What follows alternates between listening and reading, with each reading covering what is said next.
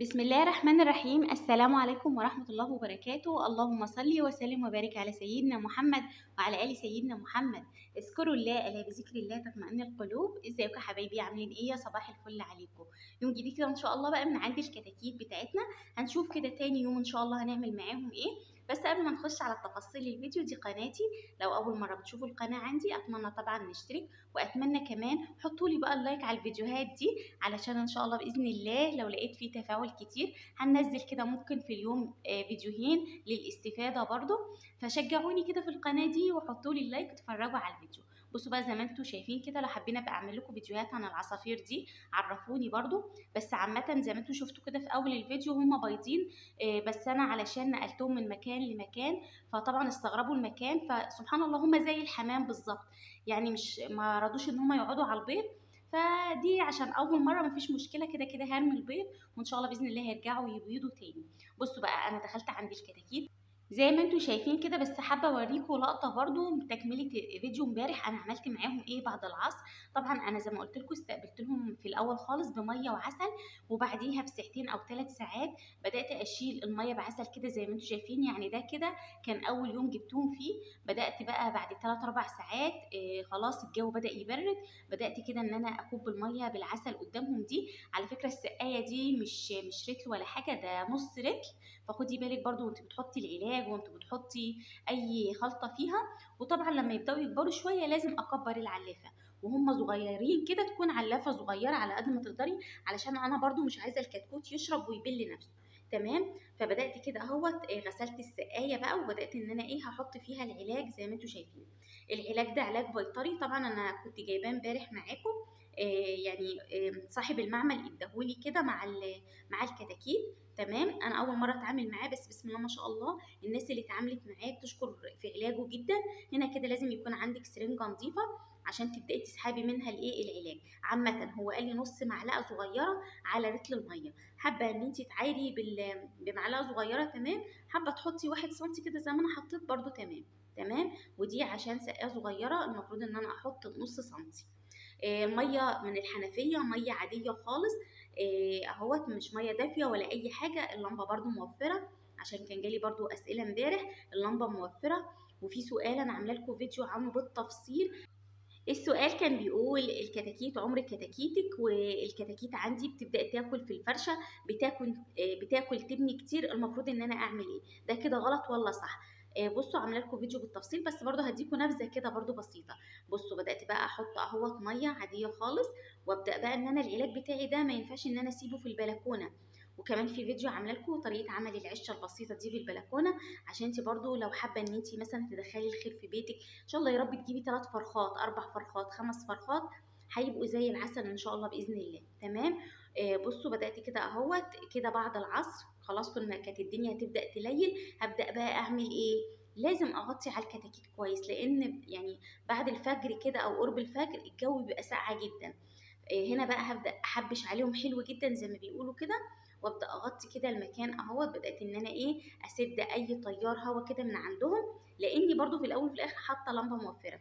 اللقطه دي انا بوريكم كده احنا كنا الصبح بدري، وبرضو مغطيه عليهم حلو جدا عشان ما يخش لهمش اي هوا. خلاص هنا كده كانت الساعه 10 الصبح النهارده. بدات اعمل فتحت بقى وشلت الغطا ده كله من عليهم. لما الشمس بدات تطلع كده والمكان بدا يسخن بدات اشيل الفرشه دي كلها. وهبدا كده ان انا اخد شويه العلف بتوعي اللي اتبقوا من امبارح، هزود عليهم شويه كمان. وقبل ما باخد العلف لازم انفضه بقى وانضفه من اي بواقي تبن او اي حاجه. عايزه بس اقول لكم حاجه بالنسبه للعلاج. العلاج المده بتاعته ما ينفعش تخلي العلاج قدامهم يومين وثلاثه تقولي لما السقايه تخلص، لا، حطي على قد ما فراخك هتشرب. ده مضاد حيوي طبعا بيبقى ليه وقت معين، ما ينفعش زي ما قلت لكم الميه تفضل قدامهم. وكانت برضو واحده حبيبتي بتقول لي وانا ينفع افضي العلاج في ازازه واركنها واخد منها واحط للكتاكيت كل يوم؟ طبعا ده اكبر غلط، اوعي تعملي كده. لان زي ما قلت لكم المضاد الحيوي ما ينفعش، ده يوم بيومه، واليوم اللي عدى عليكي لازم تكب الميه وتغسلي السقايه وترجعي تحطي علاج تاني. العلاج يكون ما تحطش في بلكونه، ما تحطش في درجه حراره عاليه، دخليه جوه عندك الشقه في مكان يكون جيده التهويه، عشان العلاج ما يبص معاكي ولا يجرى له اي حاجه. طيب ايه الاسباب بقى اللي تخلي الكتكوت معاكي ياكل من السبله او ياكل من التبن؟ ممكن يكون نقص املاح، كالسيوم، فوسفور. كمان انت مجوعه الكتاكيت، العلف يعني درجه العلف انت جايباها كبيره قوي فهو مش عارف ياكلها. ففي نقط كده كتيره انا متكلمه عليها في فيديو 3 دقايق هنزله لكم ان شاء الله. بس زي ما قلت لحضراتكم، لو وصلتي بقى معايا لحد هنا عرفيني ان انت بتكملي معايا الفيديو. بصوا هنا انا بوريكم العلف لازم يكون ناعم خالص، اللي هو درجة 23% بادي. الفرخ الكتكوت بياكل 23%. رحت بقى كده من السوبر ماركت، مسحوب منه الحاجة كده وريحة التوابل تحفة. جبت من كل حاجة ب3 جنيه، ما تزوديش عن ال3 جنيه، تمام؟ يعني شايفين شوية الأعشاب اللي أنا جايباها دي؟ جبت إيه؟ جبت بصل باودر، جبت توم باودر، جبت حبة البركة، جبت كركم.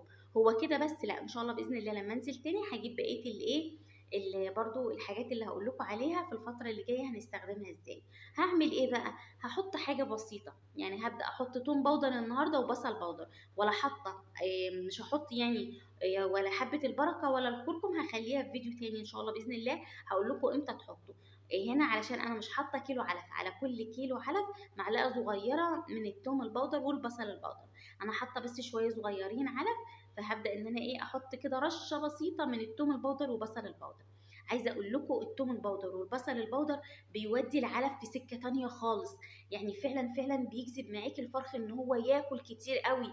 يعني اول ما بيبدا كده الفرخ يشم ريحه الاكل بياكل معاكي بطريقه غريبه الشكل، سبحان الله. فالتوم البودر والبصل البودر لازم اساسي عندك في التربيه. جبت من كل حاجه ب3 جنيه علشان ما اجيبش مثلا اعشاب كتيره، وخاصه احنا في فصل الحر الحاجه بتبوظ، خدوا بالكم الحاجه بتبوظ. فحابه ان انت تخليهم كده في برضو حته كده جيده التهويه، ده طبعا احسن حاجه. شايفين العلافه انا حاطه يعني حاجه لا تذكر من العلف، لان هم لسه صغيرين مش بياكلوا كتير. وهبدا اخد النص سنتي بتاعي احطه على الايه، على العلافه بتاعتي كده، على السقايه بتاعتي، يبداوا ان هم ايه يشربوا منهم كده زي ما انتم شايفين، تمام. الفترة دي أهم حاجة. لو انتوا لاحظتوا في أول الفيديو أنا رشيت بس رشة تبن كمان. الجير المطفي حبايبي، الجير المطفي من أساسي التربية معاكي، علشان خاطر برضو الناس اللي بتقول لي الفراخ بتاكل من الأرض. لو أكلت حتى الجير المطفي ده كالسيوم، ده أملاح، بالعكس حلو جدا. لو هم حتى نقروا فيه ما تقلقيش منه خالص، ما بيجراش أي حاجة. إنما لو الفرخ أكل معاكي من السبلة ومن التبن، ده كده بتحصل مشاكل كتيرة وبتأخر معاكي في النمو، وطول دورتهم اسهالات ومشاكل وكلام من ده. دي بتبقى عاده سيئه، خدي بالك برضو. فاحنا مش عايزين الكلام ده. نقطه كمان برضو، الناس اللي بتجيب النشاره الحمراء، اوعي تدخلي نشاره حمراء، لان الفرخ اللي بيجذبوا ايه الحاجه الحمراء. عشان كده عملوا العلافه باللون الاحمر والسقايه باللون الاحمر، لان سبحان الله الكتكوت بيحب اللون الاحمر جدا. فده كده برضو ايه بيبدا ياكل منه. فلو لقى اي حاجه حمراء في الارض هياكل منها. حته كرتونه، حته اقصد كيسه حمراء، اي حاجه حمراء هيبدا ياكل منها معاكي. فحاولي على قد ما تقدري التبن او النشاره تكون بيضه كده زي ما انت شايفه، تمام. وطبعا نصيحتي ليكي استغنيتي عن التبن والنشاره، اعملي عشه، اعملي بطاريه، نظافة فظيعة ونظافة حلوة جدا. طب الناس اللي هتقولي انتي ما حطيتيش في البطارية عندك ليه؟ ان شاء الله يا حبيبي هحط في البطارية، بس المكان اللي انا حاطة فيه البطارية بعيد عني، انما ده كده قريب مني، فانا اضطريت ان انا اخلي الكتاكيت عندي لمدة بس 10 ايام بكتيره. بس يعني ايه يتظبطوا كده شوية، وبعد كده هضطر بقى ان انا ان شاء الله كل يوم يعني هروح المكان البعيد ده علشان اصور لكم ان شاء الله. ادعوا لنا كده بصلاح الاحوال لينا وليكم يا رب. فبتمنى بس ان انتوا برضو تشجعوني وحطوا لي لايك كده الفتره دي كده، علشان انا محتاجه دعمكم في القناه الفتره دي، فان شاء الله خير باذن الله. فزي ما قلت لكم انا لو عليا كنت حطيتهم من اول يوم في البطاريه. اللمبه هنا بقول لكم موفره، انا طبعا هطفيها بس علشان التصوير بس يكون واضح شويه، تمام. ده كان فيديو النهارده، اتمنى فيديو النهارده يكون عجبكم واستفدتوا منه بحاجه بسيطه. ده طبعا فوائد الثوم والبصل البودر، مضاد حيوي، فاتح شهيه، رافع مناعه، فوائد لا تحصى ولا تعد. بتجذب معاكي الفرخ ان هو ياكل كتير جدا.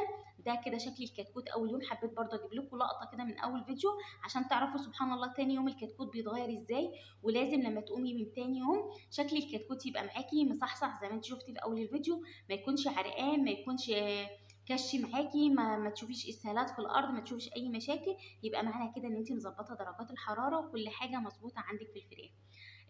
اشوفكم ان شاء الله في فيديو بكره في اليوم الثالث، هنشوف هنعمل معاهم ايه برضو بالتفصيل. مع السلامه.